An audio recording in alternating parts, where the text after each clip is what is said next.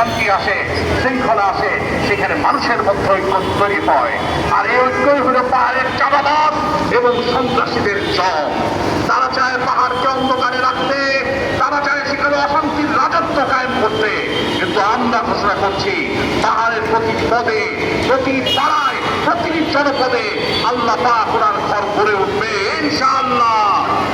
আজকের এই প্রতিবাদী পদসভা থেকে আমাদের দাবি খুব স্পষ্ট। পাহাড়ের মসজিদ নির্মাণে যারা বাধা দিচ্ছে তাদেরকে চিহ্নিত করে দ্রুত গ্রেফতার করতে হবে। তিনি স্থাপনায় নিরাপত্তা নিশ্চিত করতে আইন শৃঙ্খলা বাহিনীকে কঠোর পদক্ষেপ নিতে হবে। তিনি কোন প্রকার উগ্রবাদী বা সশস্ত্র কর্তৃক কাছে বা রাষ্ট্র সম্মান নষ্ট করতে পারে না। তাদের পতাকা এবং বাংলাদেশের মানচিত্র উভয় সমুন্নত থাকবে ইনশাআল্লাহ।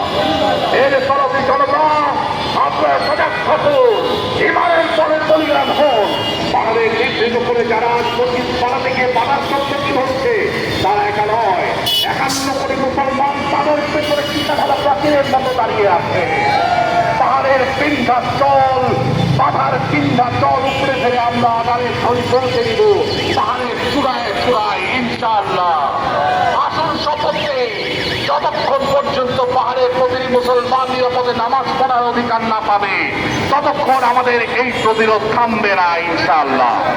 আমার বক্তব্যের সর্বশেষে আমি শেষ করতে চাচ্ছি এক ব্যক্তির কাণ্ডজ্ঞানহীন মন্তব্যের প্রতিবাদে। সেই ব্যক্তি হল ত্রাণমন্ত্রী আসাদুল্লাহ হাবিব দুলু। তিনি বলেছেন বাংলাদেশের মধ্যে শরিয়া আইন চলবে না। নাউযুবিল্লাহ। আমরা আজ এমন এক সময় এখানে দাঁড়িয়েছি যখন দীর্ঘ লড়াই আত্যাগের বিনিময়ে দেশ এক নতুন ভোরের দিকে এগোচ্ছে।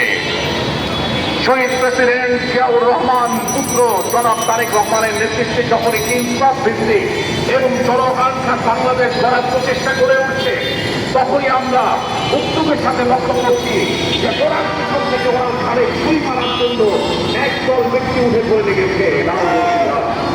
এই জন্য কবি বলেছেন, ঘরে লেগেছে আগুন ঘরের ভেতর থেকে। যদি সমাজ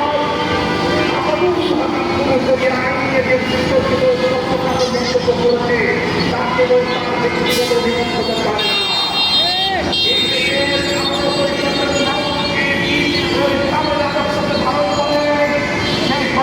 সেই অবস্থান নিয়ে আমার এই সংস্কৃতি দেশের গণমানুষের হৃদয়ে আঘাত করা। আমরা স্পষ্টভাবে বলতে চাই, বাংলাদেশ কোনো বিশেষ আদর্শের কাছে বন্দী নয়। বাংলাদেশ এদেশের মানুষের মূল্যবোধ, ইসলামিক মূল্যবোধ এবং আত্মার উপর দাঁড়িয়ে রয়েছে।